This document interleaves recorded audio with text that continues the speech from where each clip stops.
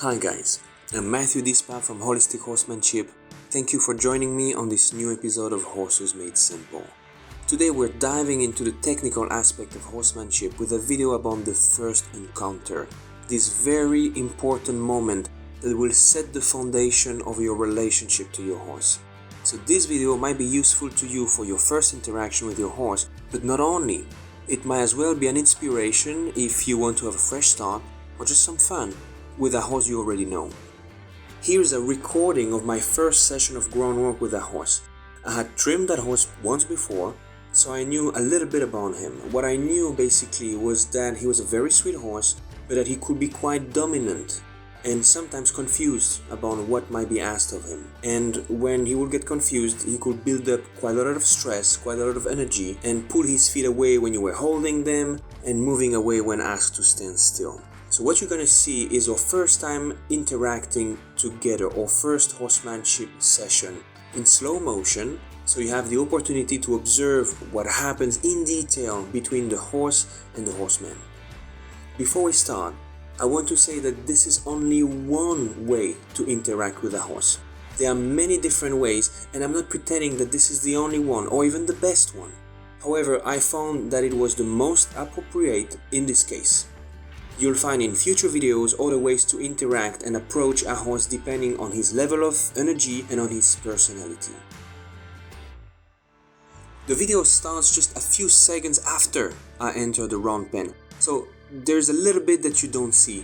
Basically, we left the horse alone for a few minutes so he could 1. Explore that space and find out that it's a safe place for him to be, and 2.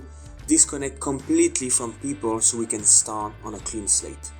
Then I entered the round pen, and when I approached him, he looked at me and I immediately backed off and kneeled to the ground in the position you see me in the video, because at this point I'm expecting 3 possible reactions: friends, fight, or flight.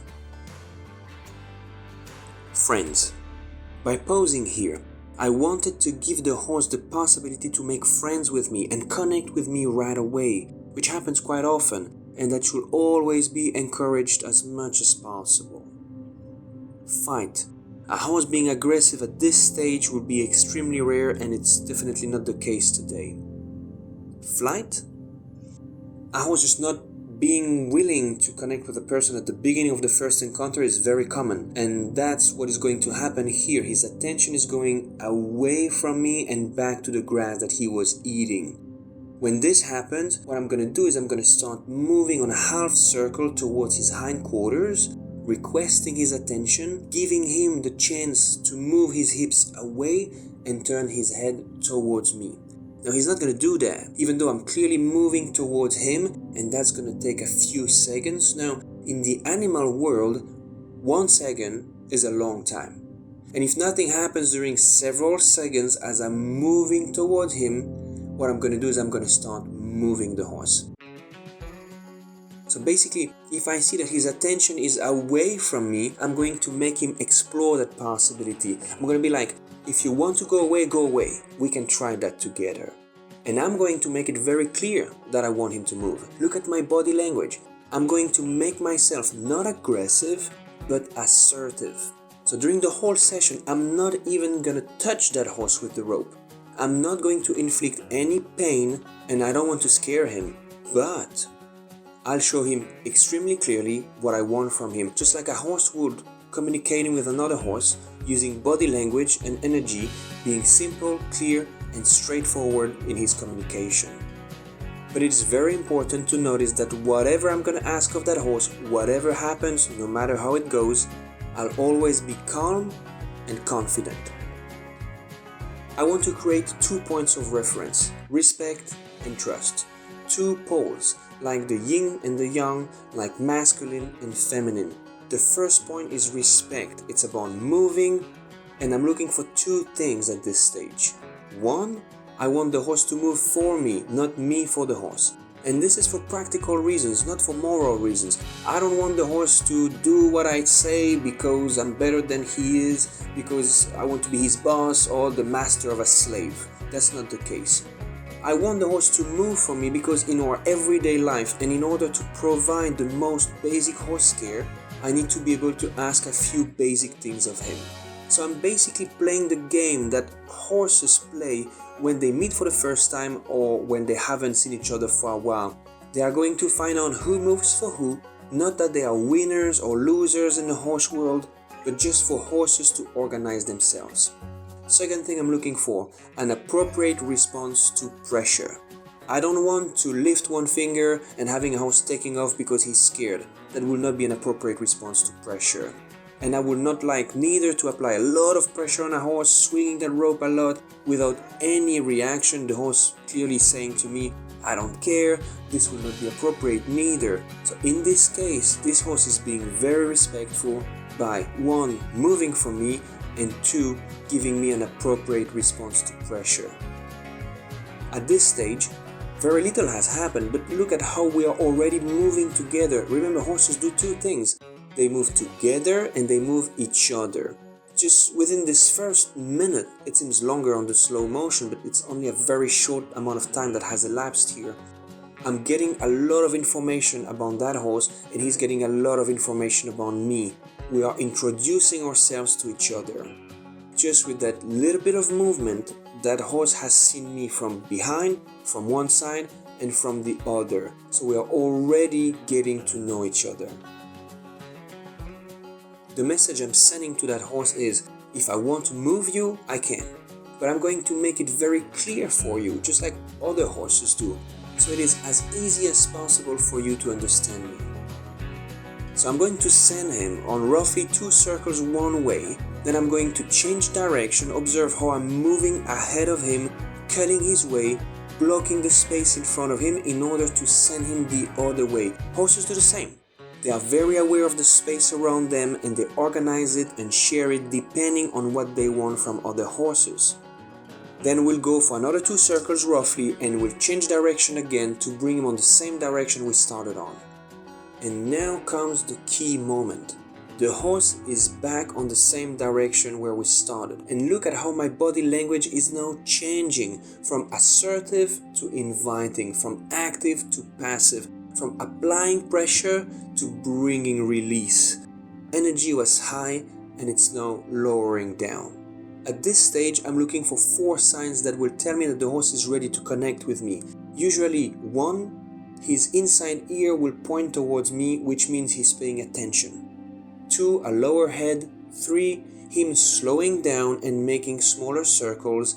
And 4, him licking and chewing, which comes a little bit later, and they are basically signs of relaxation. And it tells me that the horse is considering another answer than running away, because we have explored that possibility together and it hasn't solved the problem.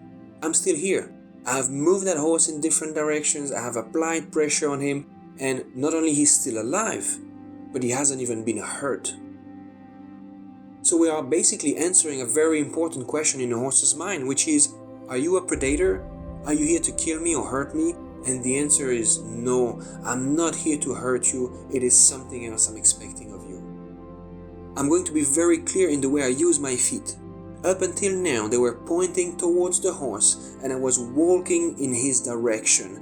And now look at how my feet are moving and going away from him to invite him in. Right there. And then I'm gonna make myself as small as possible, as harmless as possible, and I'll give him plenty of time to process that, because that's probably the most important thing that is happening between us right now. For the first time, he's facing me with 2 eyes and 2 ears, and I'm giving him instant release. Yes, I might ask him to move for me at times, but I'll always make it super clear and super simple. And no, I'm not here to hurt him, I'm not a predator. And this is going to allow me to walk towards that horse and greet him, so just after building respect, we start building trust. Respect and trust come together. They are mutual and reciprocal, which means that I want to respect this horse, but I want him to respect me too. And I want him to trust me. I don't want him scared, but I want to be able to trust him too. Here we connect, and this horse might have been impressed by me moving him to start with, but as you can see here, he's not scared of me. And this is very important. I think that In some cases, you can ask a lot of a horse and actually use quite a lot of pressure if necessary to do it. As long as you stay calm and confident, you won't make your horse scared. Horses will use a lot of pressure sometimes to make other horses move, but they never get to the point where another horse will take them for a predator. By using the mechanism of increasing pressure followed by instant release, you can make your horse do what you ask of him without getting him scared. So if I am capable of moving that horse without hurting him, so I can gain his trust, the message that I'm sending to him is, what I'm looking for is a partnership, a cooperation, a job to do together. Before his attention goes away, I'm going to start moving and walking away, but with that quick look back behind my shoulder to let him know you're coming with me. And now the connection is there. He's gonna follow me, and I'm going to make it very easy for him to start with by making fairly large half circles and stopping often to let him know that he's doing a great job. Then I'm gonna stop, and you can see how he's maybe a little bit surprised about it, and look how he's beautifully and very respectfully bending his neck in order not to bump into me. So that's very respectful. Later on, he will learn to keep a little bit more distance so we're not that close. And here, you'll notice that I'm patting him on the neck, and it's the first time that I actually touch him this way.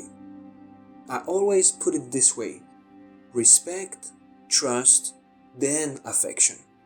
And I love affection. I love patting horses, giving them cuddles and kisses. I love that stuff. But what a lot of people do is affection, affection, affection. And I prefer to establish things very clearly within the first few minutes of the first encounter. I want respect and trust first, and then once we have that, we can give as much affection as we want. But respect and trust come first. In this case, that horse is being extremely respectful right from the beginning, and he's trusting, he's very attentive, maybe a little bit impressed, which is okay, but respectful and trustful. As soon as his attention goes away, even for a second, I'm gonna start moving again. So for now, I will not like him to get bored or him to take his attention away. Ideally, I want him glued to me. And I'm gonna start testing our connection. I want the bond between us to be strong. So I'm going to start moving faster on smaller circles, looking for beautiful lateral movements of his hindquarters, disengaging him, basically using a powerful mechanism where I'm pushing his hips away, but I'm offering a safe space for his head to come behind my back.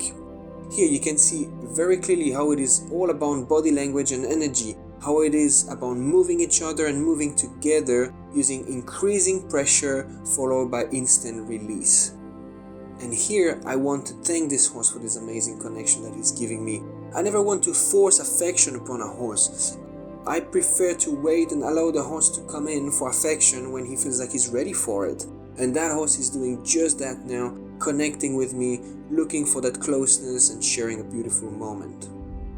So this took just a few minutes, maybe 4 or 5 minutes, that's it. But so much has already been exchanged between the horse and the human. Just within that short amount of time, we introduced ourselves. I know a lot about him already and he knows a lot about me. Just like when horses meet for the first time and find out who is who very quickly and very efficiently. This horse is not exhausted, he's not scared, he hasn't been hurt or even touched with the rope. We haven't broken his spirit. And however, a lot of very important things are already in place, and we gave the best start possible to our relationship, basing it on respect and trust.